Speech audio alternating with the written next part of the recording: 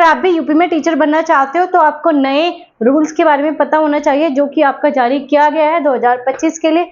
तो इसमें मैंने पीजीटी के लिए आपको बता रखा है कि प्रवक्ता के लिए बीएड का क्या रोल रहेगा और क्या कैसे आपका कॉम्बिनेशन बनेगा। लेकिन आज की वीडियो जो आपकी स्पेशल रहेगी वो आपकी टीजीटी, और इसमें टीजीटी एक नहीं है, इसमें 2 प्रकार की टीजीटी है। कैसे क्या है, पहले क्या चीजें होती थी, अब क्या नई ऐड की गई, और सबसे ज्यादा जरूरी आपका सब्जेक्ट कॉम्बिनेशन, जो कि सबसे ज्यादा डिफिकल्ट होता है कि मैम हमारा सब्जेक्ट कॉम्बिनेशन नहीं बन रहा, हमारा ये नहीं हो रहा, हम अप्लाई कर सकते नहीं कर सकते, बीएड का क्या रोल रहेगा, सीटेट चाहिए या फिर यूपी टेट। तो ये सारे डाउट आपके क्लियर होने वाले हैं। तो चलिए आज की वीडियो को स्टार्ट करेंगे।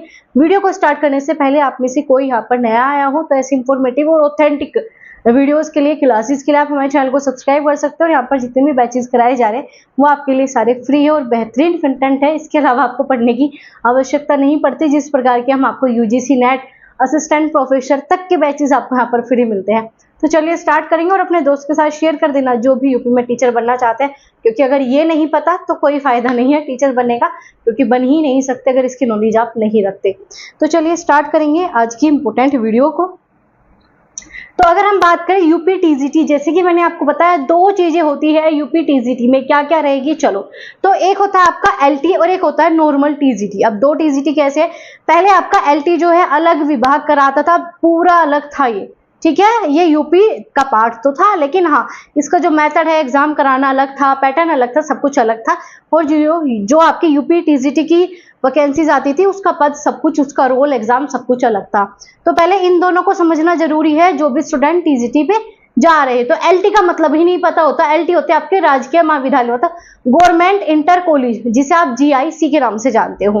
तो इसमें जो है आपके एलटी वाले जितने भी टीचर होते हैं वो 9th और 10th के बच्चों को पढ़ाते हैं। ये है आपका टीजीटी। अब ये भी आपका टीजीटी में इंक्लूड होने लग गया, अब इसे भी आपका टीजीटी में इंक्लूड करेगा और टीजीटी का ही इस पे रूल लगेगा, ठीक है। वहीं पे बात करेंगे जो आपका नॉर्मल टीजीटी होता है, जिसे गवर्नमेंट एडेड स्कूल, जो कि आपका 6 से आपका 10th क्लास के बच्चों को पढ़ाने के लिए होता है, या फिर आप कह सकते हो 6 से 8 क्लास तक आप जानते हो टीजीटी को। तो ये होता है आपका नॉर्मल टीजीटी, और ये भी नॉर्मल ही है लेकिन इसे आप एलटी के नाम से जानते हो, ठीक है।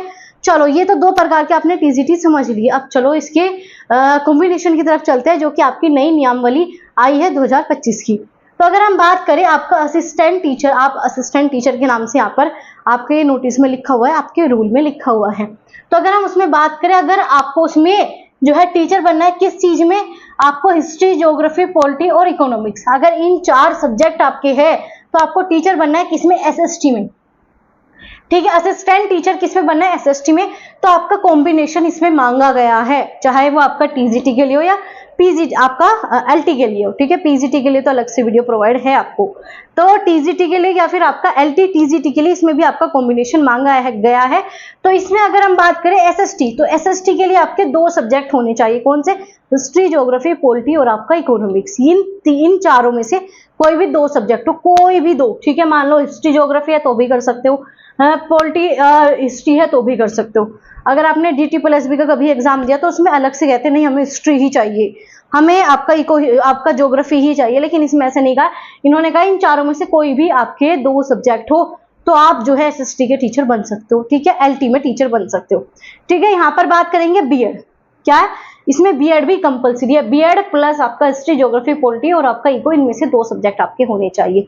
एसएसटी का समझ में आ गया, एसएसटी का समझ ही नहीं आता बच्चों को, तो अब आइंदा आप इसमें गड़बड़ मत करना। अगर आपका कॉम्बिनेशन बन रहा है तो पढ़ाई स्टार्ट कर दो, और जिसका नहीं बन रहा उसे मैं संडे में आके समझा दूंगी उन्हें क्या करना चाहिए।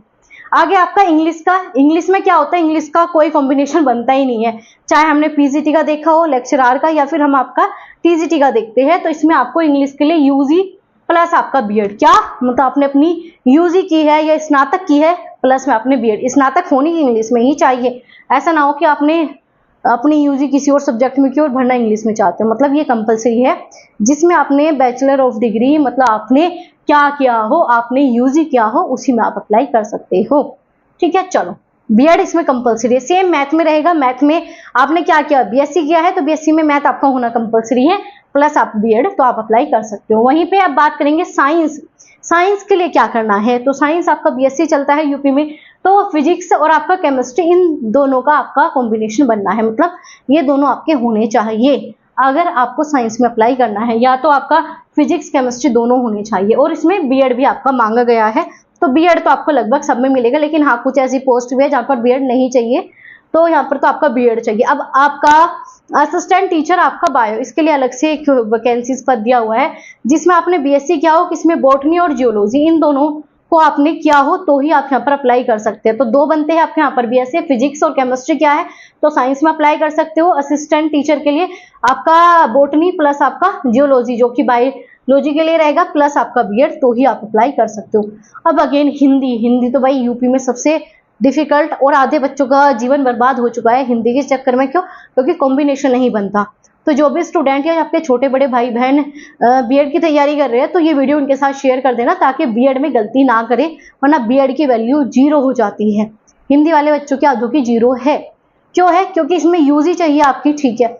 और 12th में इन्होंने संस्कृत मांगा है, जैसे कि पीजीटी में भी मांगा था, ऐसे सेम आपका यहाँ पर यूजी, मतलब आपका आपने क्या किया हो, आपने यूजी किया हो हिंदी के साथ, ठीक है। बीए क्या है हिंदी से, लेकिन 12th में आपकी संस्कृत होनी कंपलसरी है। अब अगर संस्कृत नहीं है, या तो आपके पास उत्तर माध्यमिका नाम का एक कोर्स चलता है संस्कृत का यूपी में, वो आपने किया हो तो आप अप्लाई कर सकते हो, वरना फिर आपका यहाँ पर बीएड तो चाहिए ही चाहिए। तो अब यहाँ 12th में जिसके पास संस्कृत नहीं है वो अप्लाई नहीं कर सकेंगे, अगर ये है तो अप्लाई कर सकते हो। आगे आ जाओ, संस्कृत और कला बड़ा सिंपल है, यूजी प्लस आपका बीएड, वही यूजी क्या हो और बीएड क्या हो तो आप यहाँ पर अप्लाई कर सकते हैं।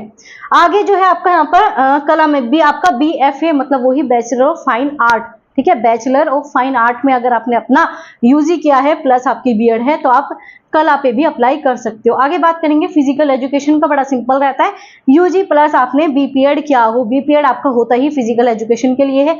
आगे बात करेंगे कॉमर्स के लिए, बहुत सारे डाउट था मैम क्या करे बीसीए ये वो, तो अगर आपने बीकॉम किया है प्लस आपने बीएड किया है तो आप अप्लाई कर सकते हो किस पे, कॉमर्स पे, ठीक है। कॉमर्स का क्लियर हुआ। और आपको एक इन्फॉर्मेशन देनी है मुझे कि टेट इसमें चाहिए या यूपी टेट चाहिए या सी टेट चाहिए, क्या वो इन सभी में ही आपको मैं बताने वाली हूँ। तो आपका कंप्यूटर में क्या है बीटेक, और आपका बी आपने किया हो, बीसीए किया हो, एमसीए किया हो, या फिर आपने बीएससी किया हो, तो कंप्यूटर में कोई भी आपका बीएड नहीं मांगा गया। पहले इससे बहुत विवाद भी हुआ था, तो अब तो नहीं है आपका इसमें इन्होंने अपने नए रूल में ऐड नहीं किया, यहाँ पर बीएड नहीं चाहिए। बीटेक जिस बच्चे ने कर रखा है अप्लाई कर सकता है, बीई का रखा है तो अप्लाई कर सकते हो, बीसीए का रखा है तो अप्लाई कर सकते हो, एमसीए का रखा है तो अप्लाई कर सकते हो। अब सबसे बड़ा डाउट है मैम, आपने बता दिया एलटी, ये सब जो कॉम्बिनेशन है एलटी के लिए भी है, और ये आपका टीजीटी के लिए भी यही कॉम्बिनेशन आपका चलेगा। अब डाउट आ जाता है सीटेट और यूपी टेट। देखो, अगर आपके हम नोटिस की बात करें, नोटिफिकेशन या जो आपका रूल इन्होंने बताए हैं, उसमें इन्होंने एलटी के लिए इन चीज का कोई भी जिक्र नहीं किया, ये इन्होंने जिक्र किया ही नहीं अपने नोटिस में। अब ये नहीं पता कि आने वाले नोटिफिकेशन में ऐड डाउन करेंगे या फिर नहीं। तो देखो, आपको अपना सीटेट तो क्लियर करना ही करना है, क्योंकि यूपी टेट तो पता नहीं कब आएगा। तो ये तो आपको अपना सीटेट जो इस बार का है वो अपना क्लियर करके रखना है, और सीटेट क्लियर करने के लिए यहाँ पर पूरे फ्री बैचेस है, ये काम कर लो, सीटेट तो रुकने वाला नहीं है। तो आपके सीटेट और यूपी टेट एलटी में तो कहा नहीं है, लेकिन हाँ हमने जैसे पहले आपके रूल आपके वो सारी चीजें देखिए, तो उसमें आप सभी को पता है क्या मांगा जाता है, यूपी टेट मांगा जाता है, और यूपी टेट ना हो सीटेट हो तो भी अप्लाई कर सकते हो। लेकिन हाँ, अब ये भी विवाद का मुद्दा बनेगा, क्योंकि सब स्टेट ने अपनी मना कर दिया है, तो अगेन ये भी आपका नोटिफिकेशन आएगा तो ही क्लियर रहेगा। लेकिन अगर नॉर्मल टीजीटी के लिए करोगे तो टेट चाहिए, एलटी के लिए करोगे तो बिना टेट के लिए कर सकते हो, ये इन्होंने यहाँ पर बात नहीं की। अब नोटिफिकेशन में क्या चेंज करेंगे वो आपको आगे देखने को मिलेगा, लेकिन जो आपका यहाँ पर रूल इन्होंने डिस्क्राइब किए हैं वो यही है, यही आपके सब्जेक्ट कॉम्बिनेशन है, ये आपके गले की हड्डी बन जाते हैं, कॉम्बिनेशन नहीं बनते। तो बड़े क्लियर कट मैंने आपको कॉम्बिनेशन समझाया है। अब टाइम वेस्ट मत करना कि अब ये भी कॉम्बिनेशन देखोगे, वो भी आपका सब्जेक्ट पूरा हो गया। अगर कोई ऐसे स्टूडेंट है जिसका मैंने यहाँ पर कॉम्बिनेशन नहीं लिखा, तो उसका सिंपल सा कॉम्बिनेशन बनेगा यूजी प्लस बीएड। अगर कोई अलग ही कैटेगरी का है तो कमेंट कर देना, मैं आपको कमेंट में आंसर दे दूंगी। और यहाँ पर कमेंट आपके पढ़े जाते हैं, पर्टिकुलर सभी कमेंट का आंसर मिलेगा, और इन सब चीजों का आप स्क्रीनशॉट ले लीजिए ताकि आगे गड़बड़ ना हो। और ऐसी इंफॉर्मेटिव वीडियोस के लिए हमारे चैनल को सब्सक्राइब करना मत भूलिएगा, और ऐसे ही बेहतरीन क्लासेस बैचेस के लिए भी आप हमारे चैनल को सब्सक्राइब और शेयर कर दीजिएगा, ताकि उन्हें भी बेनिफिट हो सके जो बच्चे सच में फ्री में रहकर अच्छा पढ़ना चाहते हैं। तो चलिए मिलेंगे आपसे अगली क्लास में ऐसी ऑथेंटिक इन्फॉर्मेशन के साथ। तब तक अपना ध्यान रखिए और पढ़ाई स्टार्ट कर दीजिए।